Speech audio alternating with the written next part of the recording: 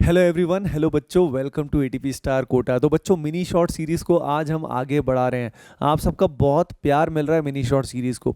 बच्चों, उसका प्लेलिस्ट भी बन चुका है, तो बाकी मिनी शॉर्ट भी आपको उसी में मिल जाएंगे। फास्टेस्ट रिवीजन करने का ये बहुत ही अमेजिंग तरीका है, और ये जेई एस्पिरेंट्स के लिए, नीट एस्पिरेंट्स के लिए, बोर्ड्स की तैयारी करने वालों के लिए, सभी के लिए पर्टिकुलर वीडियोज़ बहुत ही हेल्पफुल हैं, खासतौर पर लास्ट टाइम पे रिवीजन करने के लिए।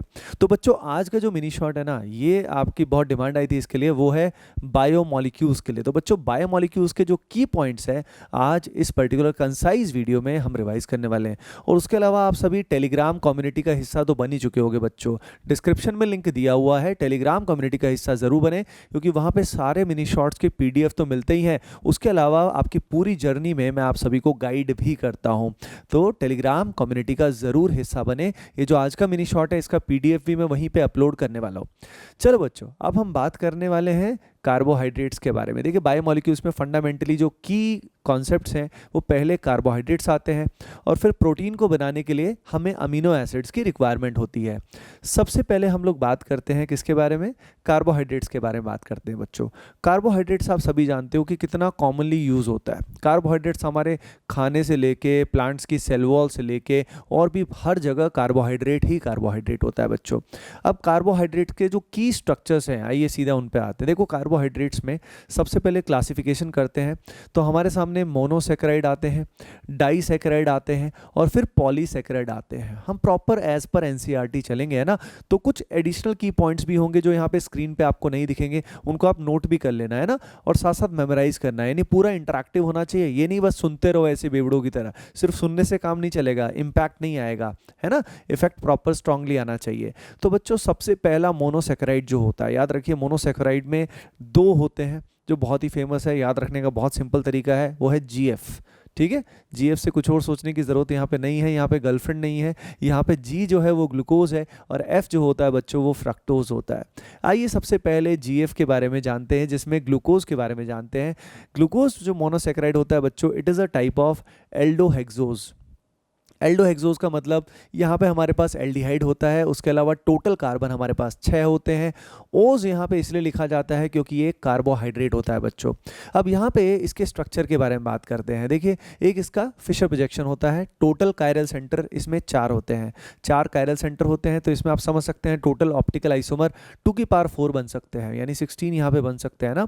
तो यहाँ पे अगर आप इसके फिशर प्रोजेक्शन को देखेंगे, नोटिस करेंगे, अभी स्क्रीन पे आ भी रखा होगा, तो फिशर प्रोजेक्शन के अंदर टोटल 4 कायरल सेंटर हैं। सारे के सारे ओवेज को नोटिस करिएगा, सारे के सारे ओवेज जो हैं वो राइट साइड की तरफ हैं, except on carbon number third number वाला कार्बन जो है, वो ओवेज जो है वो लेफ्ट साइड में लाई करता है, बाकी सभी राइट साइड में लाई करते हैं। बॉटम पे CH2 ओवेज है, यानी पॉलीहाइड्रोक्सी। आप देख सकते हैं कितने सारे ओवेज ग्रुप्स यहाँ पे प्रेजेंट है बच्चों, और टॉप पे हमारे पास CHO होता है, राइट।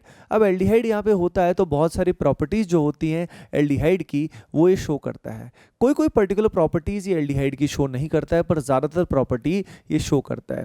यानी कुछ डिफिकल्ट रिएक्शन जो होती हैं एल्डिहाइड्स की, वो ये नहीं देता है, बाकी मेजॉरिटी रिएक्शन देता है। जैसे कि साइनोहाइड्रिन फॉर्मेशन हो गया, वो साइनोहाइड्रिन फॉर्मेशन करता है। साइनाइड फॉर्मेशन हो गया, साइनोहाइड्रेशन के बाद, साइनोहाइड्रिन फॉर्मेशन के बाद ऑक्साइम फॉर्मेशन हो गया, तो मेजॉरिटी रिएक्शन देता है। लेकिन कुछ रिएक्शन जिनमें न्यूक्लियोफाइल क्या होता है, हैवी होता है, स्ट्रॉन्ग नहीं होता है, जैसे कि सोडियम बाइसल्फाइड, तो रिएक्शन नहीं दे पाता है, शिफ्ट रिएजेंट के साथ रिएक्शन नहीं दे पाता है। इससे प्रूव होता है बच्चों कि ये जो पर्टिकुलर एल्डिहाइड ग्रुप है, ये कंप्लीटली फ्री नहीं है। अगर ये कंप्लीटली फ्री नहीं है बच्चों, तो यानी ये किसी ना किसी तरीके से कंबाइंड फॉर्म में है, पूरा तो अवेलेबल नहीं है। तो अब यहाँ पे एल्डिहाइड जो हमारा जो एक पर्टिकुलर कंपाउंड है, कार्बोहाइड्रेट जो है, जो ग्लूकोज है, इसके 2 स्ट्रक्चर और होते हैं जो साइक्लिक होते हैं। तो यहाँ पे जो लास्ट कायरल सेंटर है, उसका OH CHO पे अटैक करेगा, इंट्रामोलिकुलर रिएक्शन होगी।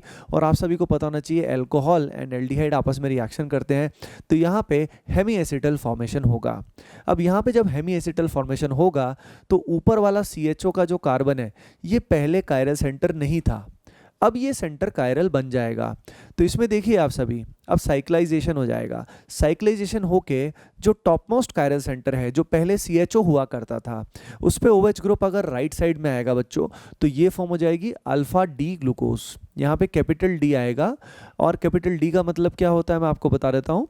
जो लोअर मोस्ट कायरल सेंटर है, उस पर नोटिस कीजिए, फिशर प्रोजेक्शन में OH ग्रुप किधर आ रहा है, लोअर मोस्ट काइलर सेंटर पे OH राइट में आ रहा है, hence it is capital D. तो यहाँ पे डी ग्लूकोज है, लेकिन उसी का साइक्लिक फॉर्म हुआ अल्फा। अल्फा कब होता है, याद रखिए, जब ऊपर वाले काइलर सेंटर को नोटिस करिए आप, उसमें OH किधर है, राइट साइड में है, तो वो हुआ अल्फा। और अगर वही OH अपना लेफ्ट साइड में है बच्चों, तो वो हुआ बीटा फॉर्म। तो दो साइक्लिक फॉर्म यहाँ पे होती हैं। अब इसी का पायरेनॉज फॉर्म भी होता है बच्चों। पायरेनॉज फॉर्म का मतलब क्या होता है, पायरेनॉज फॉर्म का मतलब होता है बच्चों जो पायरान से रिजेंबल करती है, यानी 5 तो कार्बन है, हाइड्रोसाइक्लिक रिंग है विद ऑक्सीजन है, तो इस तरह का रिंग यहाँ पे बनता है। अब इसमें क्या होता है, जो ये रिंग आपको दिखाई दे रही होगी, now you can see that on the screen, जो ये 6 मेंबर्ड रिंग दिखाई दे रही है विद ऑक्सीजन, इसमें हमारा जो पहला कार्बन आता है, अब इसमें क्लॉकवाइज हमें मूव करना है। ऑक्सीजन से क्लॉकवाइज मूव करोगे तो पहला कार्बन वही है जो पहले एल्डिहाइड हुआ करता था। अब इसमें क्या होता है, इसमें जो OH ग्रुप है वो किस साइड आएंगे, ऊपर आएंगे या नीचे आएंगे, तो देखिए इसमें अल्फा जो फॉर्म होता है बच्चों, इसमें OH हमारा किधर आता है, और इसमें OH आता है अपना नीचे, और जो बीटा फॉर्म होता है बच्चों इसमें आता है ऊपर की तरफ। ये डिफरेंस होता है। तो O से क्लॉकवाइज जाइए और जो कार्बन है उसको देखिए कि OH किधर आ रहा है। अगर OH नीचे आ रहा है तो अल्फा फॉर्म है, अगर यही OH ऊपर की तरफ है बच्चों, तो इसमें ये किधर आएगा, ये बीटा आएगा। इसमें एक फंडा भी होता है, इसमें ओवरऑल एक ट्रिक होता है जिसको बोलते हैं RDLU। RDLU का मतलब है जो भी राइट साइड में है बच्चों वो डाउन आएगा, और जो लेफ्ट साइड में है वो अप आएगा। तो आप अल्फा में देखिए, अल्फा में OH जो है वो किधर है, राइट साइड में है। सिमिलरली अगर वो राइट साइड में है तो क्या आएगा, डाउन आएगा, है ना। तो यहाँ पे RDLU, ठीक है। और लेफ्ट में जो है वो क्या है हमारा बीटा, तो वो क्या आएगा, अप आएगा, ऊपर की तरफ, रिंग के प्लेन के ऊपर की तरफ आएगा। तो ऐसे हम अल्फा और बीटा को पहचान सकते हैं। इसमें जो पहला कार्बन है ना बच्चों, ये होता है एनोमेरिक कार्बन, और इन दोनों की कॉन्फ़िगरेशन जो है वो डिफरेंट होती है। तो जो ये साइक्लिक फॉर्म्स बनने के बाद जो ये पहला कार्बन होता है इसको एनोमेरिक कार्बन बोलते हैं, और ये जो दोनों फॉर्म्स है अल्फा एंड बीटा फॉर्म्स बच्चों, इनको बोलते हैं एनोमर्स। इनको क्या बोलते हैं, एनोमर्स बोलते हैं बच्चों। अगली बात ये है, ये जो पर्टिकुलर शुगर है ये होता है रिड्यूसिंग। रिड्यूसिंग का मतलब ये positive Tollens and Fehling's test देता है बच्चों। तो टॉलरेंस एंड फेलिंग्स टेस्ट अगर आपको चेक करना है, अगर साइक्लिक फॉर्म में चेक करना है, देखो वैसे तो ओपन चेन में तो आपको दिख ही गया कि एल्डिहाइड है तो टेस्ट देगा ही देगा, लेकिन अगर साइक्लिक में चेक करना है तो उसका तरीका होता है finding the cyclic hemiacetal और हेमी कीटल फॉर्म। आप देख सकते हो इसमें जो ये C1 है, इस C1 पे देख सकते हो ईथर भी प्रेजेंट है, एल्कोहल भी प्रेजेंट है, तो ये हेमी एसिटल फॉर्म है, इसमें कार्बन पे H भी है, आप देख सकते हैं, राइट। तो इससे आपको पता लग जाएगा कि शुगर रिड्यूसिंग है या नॉन रिड्यूसिंग है बच्चों। उसके अलावा याद रखिए जो ग्लूकोज होता है वो डेक्स्ट्रो रोटेटरी होता है, प्लस साइन होता है, राइट, ऑप्टिकल रोटेशन का। अब चलते हैं आगे, फ्रक्टोज पे चलते हैं। फ्रक्टोज इसी का एक फंक्शनल आइसोमर होता है, जैसे वो एल्डोहेक्सोज है, ये कीटोहेक्सोज है। इसमें क्या होता है ध्यान से देखिए, इसका जब आपका स्क्रीन पे स्ट्रक्चर आ ही गया होगा, तो फिशर प्रोजेक्शन जब इसका आप देखेंगे तो फिशर में आप देख सकते हैं कि पहला और दूसरा कार्बन इंटरचेंज हो गया, मतलब जो C डबल बॉन्ड वो था एल्डिहाइड का, वो सेकंड कार्बन पे जाके कीटोन बन गया, और जो सेकंड पे अल्कोहल था वो ऊपर चला गया। बस जैसे ही देखोगे तो यहाँ फ्रक्टोज आ जाएगा।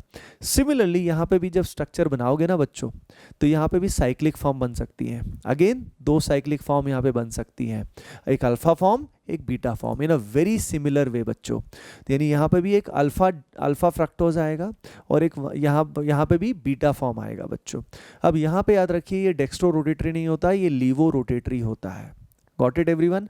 अब यहाँ पे जो कैपिटल D है वो हमारा डेक्स्ट्रो और लीवो से, यानी small d and small l से रिलेटेड नहीं होता बच्चों। ये कैपिटल D और कैपिटल L जो होता है ये सिंपली जो लोअर मोस्ट काइलर सेंटर होता है उसमें OH किधर प्रेजेंट है, राइट या लेफ्ट, उस पर डिपेंड करता है बच्चों। तो ये हमारा हुआ फ्रक्टोज। फ्रक्टोज भी एक रिड्यूसिंग शुगर होता है बच्चों, कीटोन होने के बावजूद, क्योंकि ये अल्फा हाइड्रोक्सी कीटोन है, और अल्फा हाइड्रोक्सी कीटोन जो होते हैं बच्चों ये positive Tollens test and Fehling's test भी देते हैं। अब सारा खेल GF का होता है, यानी ग्लूकोज एंड फ्रक्टोज का होता है बच्चों। इन्हीं के बेसिस पे बाकी सारे स्ट्रक्चर्स जो हैं मोर और लेस वो डिराइव होते हैं। अगर आपको GF के बारे में पता है तो इसके बेसिस पे आपको बाकी सब पता लग जाएगा। ओके, अब बात करते हैं, तो आपने मोनोसेक्राइड जान लिए, बेसिक जान लिया आपने। अब इसके बाद डाइसेक्राइड की बात करते हैं। डाइसेक्राइड में सबसे फेमस होता है केन शुगर, सुक्रोज उससे मिलता है हमें, है ना। तो डायबिटीज़ का बहुत बड़ा रीज़न भी होता है, तो एक्सेस में शुगर हमें कभी नहीं लेना चाहिए। अब इसके अंदर अगर हम बात करें तो बच्चों सुक्रोज जो बनता है वो किससे बनता है, सुक्रोज बनता है GF से, है ना। GF बड़ी मीठी होती है ना नॉर्मली, तो ठीक है।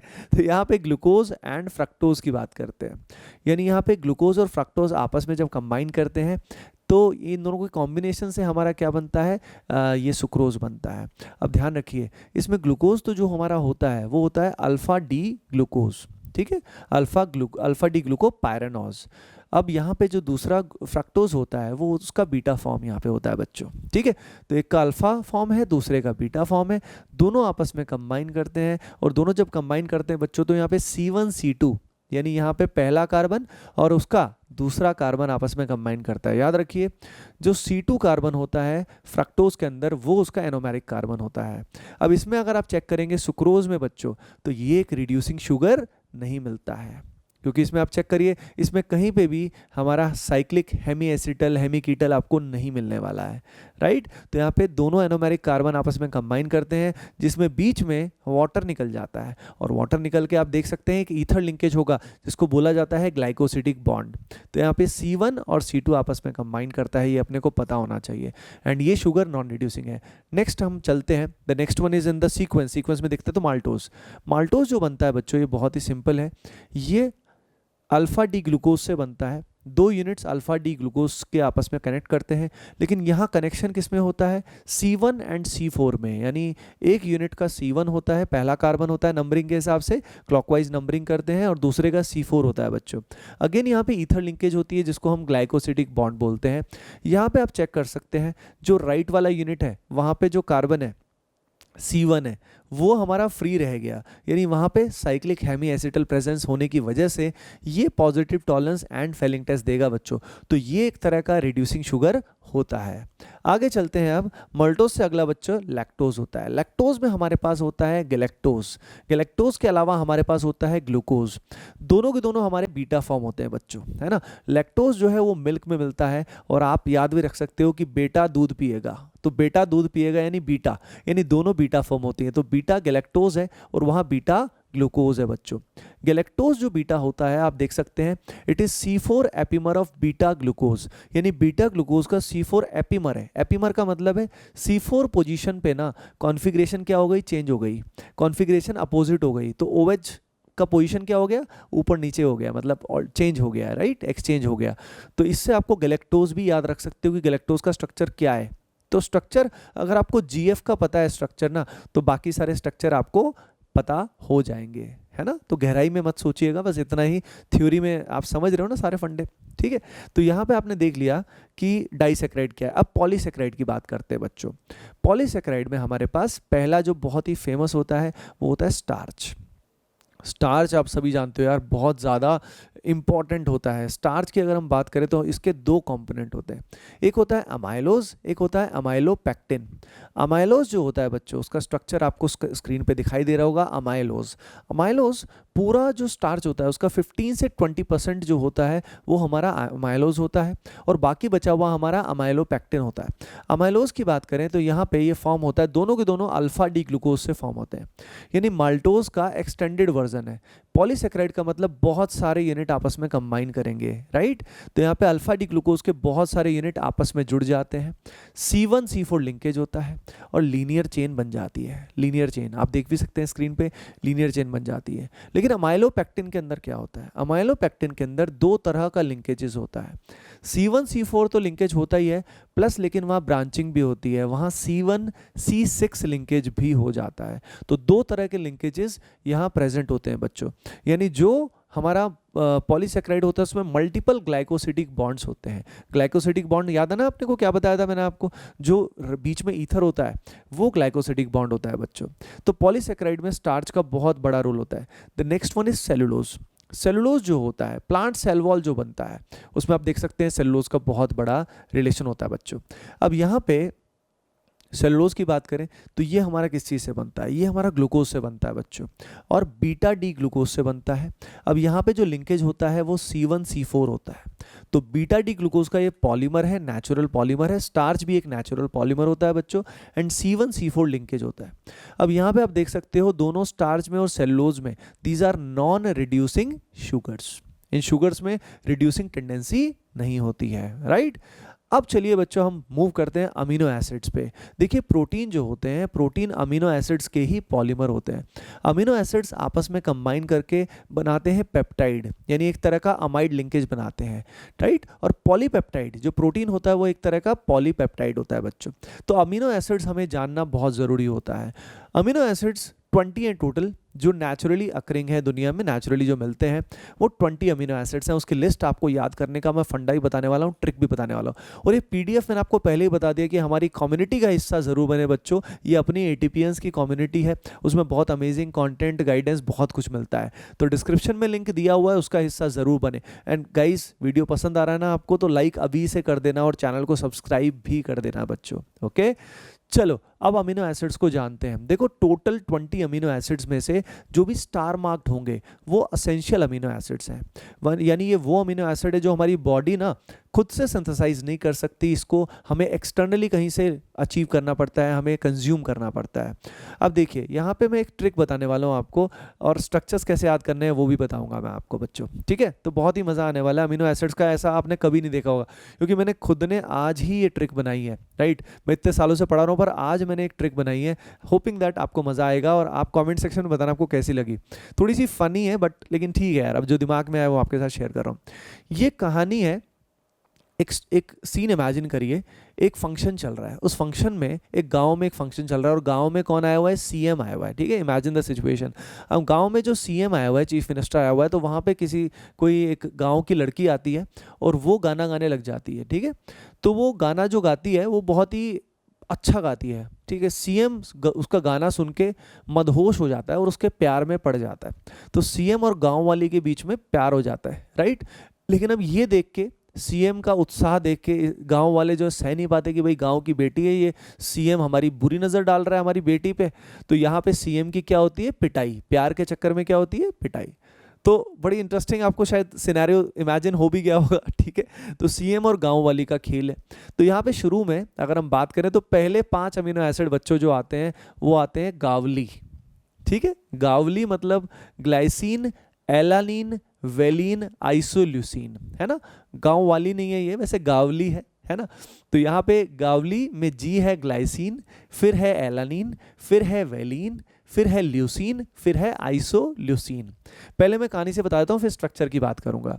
अब देखो, तो स्टार्टिंग में गावली आ गया। अब उसके बाद मैं आपको बता देता हूँ। तो गांव वाली ने आग लगाई, गांव वाली ने आग लगाई, गांव वाली मतलब गावली आ गया शुरू में, आग लगाई। तो आग लगाई में ए जो है वो आ गया हमारा एर्जिनिन, और लगाई से आ गया लाइजीन, है ना। कैसे आग लगाई भाई, गा गा के, गा गा के, है ना। तो गा गा के में गा कहाँ से आया, गा में आ गया glutamic acid and aspartic acid, glutamic acid, aspartic acid. और गा सेकंड गा जो है उसके अंदर आ गया हमारा ग्लूटामिन एस्पर्जिन, ग्लूटामिन एस्पर्जिन, है ना। उसके बाद गा के बाद आएगा तो सुना सीएम ने, तो सुना सीएम ने, तो सुना में तो जो है वो है थ्रियोनिन, थ्रियोनिन। सुना में आएगा सेरीन, सीएम ने, सीएम कहां से आएगा, C for cysteine, C for cysteine, M for methionine, M for methionine. अब उसके बाद पिटाई तो हुई प्यार में, पिटाई में पी जो है वो आएगा फिनाइल एलानिन, टाई जो है उसमें आएगा अपना टायरोजीन, तो में आएगा ट्रिप्टोफैन, हुई में आएगा हिस्टिडीन, राइट। उसके बाद आएगा प्यार में आएगा प्रोलीन, प्यार में आएगा प्रोलीन, राइट।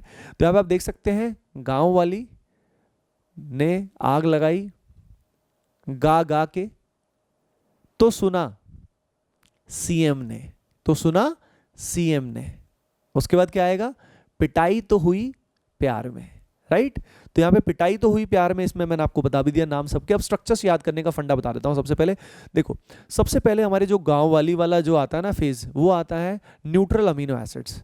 अमीनो एसिड जो होते हैं इसमें याद रखिए NH2 भी होता है और COOH भी होता है। इसका जनरल स्ट्रक्चर आपके सामने स्क्रीन पे होगा। तो यहाँ पे RCH और साथ में होता है NH2 और COH। अब आर यहाँ पे जो एल्काइल ग्रुप है ये हो सकता है हाइड्रोजन हो सकता है मिथाइल हो, आइसोप्रोपाइल, इस तरह से हो सकता है। तो पहले 5 न्यूट्रल अमीनो एसिड है, तो अगर यहाँ पे हाइड्रोजन या एल्काइल ग्रुप आएगा तो ये न्यूट्रल अमीनो एसिड होगा बच्चों। तो पहले 5 न्यूट्रल अमीनो एसिड है, ये सबसे इंपॉर्टेंट है, ये तो टिप्स पे होना चाहिए। यानी गांव वाली वाला केस तो जो गावली है GAVLI, ये तो अपने को टिप्स पे होना चाहिए। तो ग्लाइसिन, एलानिन, वेलिन और आइसोल्यूसिन, इसमें ग्लाइसिन में H होता है बच्चों। Glycine is the only amino acid which is optically inactive, बाकी सारे के सारे 19 जो अमीनो एसिड है वो ऑप्टिकली एक्टिव होते हैं बच्चों। ग्लाइसिन में G के बाद अपना L जो है, A जो है वो है एलानिन। एलानिन में हमारे सामने आप जानते ही हो कि क्या आ जाता है, हमारे सामने मिथाइल आ जाता है। वेलिन के अंदर हमारे सामने क्या जाता है बच्चों, आइसोप्रोपाइल आ जाता है। क्या आ जाता है, आर की जगह पे आइसोप्रोपाइल। तो आर चेंज कर रहे हैं अब हम, समझ रहे हो ना, R is variable, right, alkyl is variable. उसके बाद जो गावली में एल आएगा, ल्यूसीन। ल्यूसीन जो होता है बच्चों ये आइसोब्यूटाइल होता है, और जो अपना ल्यूसीन से अगला आइसोल्यूसीन होता है ये होता है सेकेंडरी ब्यूटाइल। तो ये बड़ी अजीब सी बात है कि आइसोल्यूसीन में सेकेंडरी ब्यूटाइल होता है और जो ल्यूसीन है उसमें आइसो ग्रुप होता है। तो it's funny but it is how it is, right. The next category is basic amino acids. Basic amino acids में आप समझ रहे हो कि यहाँ पे बेसिक ग्रुप हमारा आ जाएगा, यानी अमाइन या उसका कोई डेरिवेटिव आ जाएगा। तो पहला हमारा एर्जिनिन होता है, फिर लाइजीन होता है। एर्जिनिन का स्ट्रक्चर देखिए आप सभी, एर्जिनिन में हमारा गुआनिडीन जैसा एग्जाम्पल आ रहा है, जो NH2 carbon double bond N, इधर नाइट्रोजन, तो ये गुआनिडीन जैसा एग्जाम्पल एर्जिनिन है। और नेक्स्ट जो है हमारा लाइजीन, लाइजीन में हमारा NH2 के अलावा कार्बन्स भी होते हैं बहुत सारे। तो next one is acidic amino acids, गा के, है ना। तो गांव वाली ने कैसे आग लगाई, गा, तो GA। तो यहाँ पे जो एसिडिक अमीनो एसिड है जो पहला होता है वो ग्लूटामिक एसिड होता है, बहुत ही फेमस है ग्लूटामिक एसिड। उसके अलावा next one is aspartic acid. अब ग्लूटामिक एसिड और एस्पार्टिक में डिफरेंस आप देखिएगा, दोनों में एक ही कार्बन का डिफरेंस है बच्चों, ओनली वन डिफरेंस, मतलब एक ही कार्बन का डिफरेंस आता है बच्चों। The next one is amide amino acid, ऐसा अमीनो एसिड जिनमें अमाइड आता है, अमाइड ग्रुप आता है। तो यहाँ पे भी दोबारा गा आया, तो ऊपर वाले दोनों जो नाम है बिल्कुल वैसा ही है, जैसे वहाँ पे ग्लूटामिक एसिड था, यहाँ ग्लूटामीन है बच्चों, ग्लूटामिक एसिड यहाँ ग्लूटामीन है। एंड नेक्स्ट वन इज जैसे वहाँ पे एस्पार्टिक एसिड था, यहाँ पे एस्पार्जिन है, राइट। तो इससे आपको याद हो जाएगा, एस्पार्जिन में अगेन ग्लूटामीन से एक कार्बन कम होने वाला है बच्चों। The next one is alcoholic amino acid, है ना, यानी यहाँ पे एल्कोहल ग्रुप आने वाला है, ठीक है। तो यहाँ पे तो सुना, ठीक है, तो यहाँ पे तो सुना में थ्रियोनीन है, थ्रियोनीन में हमारा CH3CHOH है, लेकिन यहीं पे सेरीन के अंदर एक कार्बन कम है अगेन, जैसे पहले हुआ था एक एक कार्बन कम हो रहा था, तो एक एक कार्बन कम हो गया, राइट। अब इसके बाद थायोल, यानी सल्फर कंटेनिंग कंपाउंड्स हैं ये। तो थायोल में थायो अल्कोहल प्लस थायो ईथर भी आएगा बच्चों। अब इसमें मैं आपको बताना चाहता हूं कि इसमें सबसे पहले थायोल, सिस्टीन आएगा। सिस्टीन में हमारा सिर्फ CH2OH की जगह CH2SH आ जाता है बच्चों। और उसके बाद जो मिथियोनिन है, मिथियोनिन में हमारे 2 कार्बन एक्स्ट्रा बढ़ जाते हैं, मिथाइल भी आ जाता है और एक कार्बन और बढ़ जाता है, तो 2 कार्बन एक्स्ट्रा आ जाते हैं relative to previous particular example. अब बच्चों एरोमेटिक अमीनो एसिड्स की बात करते हैं। एरोमेटिक अमीनो एसिड्स की बात करें तो सबसे पहला पिटाई तो हुई, तो यहाँ पे पिटाई में P जो है वो फिनाइल एलानीन है, यानी एलानीन में फिनाइल ग्रुप लग गया तो उसको आ जाएगा phenylalanine. The next one is tyrosine, tyrosine के अंदर बच्चों फिनॉल हो जाता है, यानी वहीं पे जहाँ फिनाइल था वहाँ फिनॉल आ जाएगा तो टायरोजीन हो जाएगा। The next one is tryptophan, tryptophan में बच्चों इंडोल होता है, इंडोल में बेंजीन और पायरोल आपस में एक तरह से जुड़ गए तो वो कंबाइंड फॉर्म को इंडोल बोलते हैं बच्चों। The next one is histidine, histidine बहुत ही फेमस है, और हिस्टिडीन जो होता है बच्चों इसके अंदर पिटाई तो हुई है ये, है ना। तो यहाँ पे हुई के अंदर क्या आ रहा है बच्चों, इसके अंदर हमारा जो स्ट्रक्चर है हेट्रोसाइक्लिक है, जिसमें 2 नाइट्रोजन है और 2 नाइट्रोजन जो है वो अल्टरनेट पोजीशन पे लाई कर रहे हैं बच्चों, है ना। एरोमेटिसिटी इसके अंदर अचीव हो रही है as you can see. The last one but not the least one is proline. Proline जो दिखा रखा है ये पूरा ही एक स्ट्रक्चर है, ये एक एल्काइल ग्रुप नहीं है, ये पूरा स्ट्रक्चर है बच्चों, और ये इम्यूनो अमीनो एसिड बोलते हैं इसको, इम्यूनो अमीनो एसिड। प्रोलीन में एरोमेटिसिटी नहीं है, यहाँ पे अपना 2 डिग्री अमाइन है और साथ में COH है बच्चों। तो ये हमारा होता है the last amino acid. Star mark आपने देख लिया, सारे के सारे एसेंशियल अमीनो एसिड है बच्चों। होपिंग दैट ये पर्टिकुलर मिनी शॉट आपको जरूर अच्छा लगा होगा, अपने फ्रेंड्स के साथ शेयर कीजिए एंड लाइक कर दीजिए। और इसका PDF कहाँ मिलेगा आपको, यस अपनी टेलीग्राम कम्युनिटी पे बच्चों। और कहानी होपिंग दैट आपको पसंद आई होगी, जो मैंने आज ही बनाई थी, थोड़ी फनी है लेकिन गाँव वाली और CM की कहानी है, और फिर CM की फाइनली पिटाई बहुत करते हैं गांव वाले। ओके गाइस, मिलते हैं फिर नेक्स्ट पर्टिकुलर मिनी शॉट में। कमेंट सेक्शन में बताइएगा कि कौन सा चाहिए आपको। Bye bye, take care and love you all.